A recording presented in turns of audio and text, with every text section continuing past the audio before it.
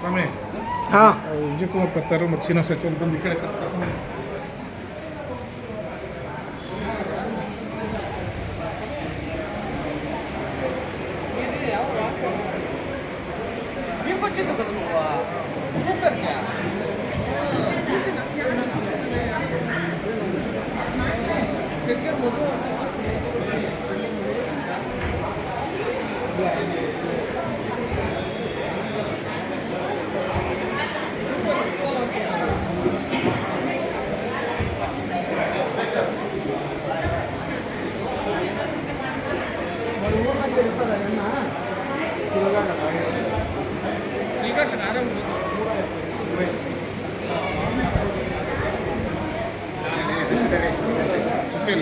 ಖಾಲಿ ಏನಿಲ್ಲ ಅಲ್ಲಿ ಇಲ್ಲ ಎಬ್ಸಿದ್ರು ಸರ್, ಖಾಲಿ ನಿಮ್ಗೊಂದು ಚೇರ್ ಬಿಟ್ಟಿದ್ರು.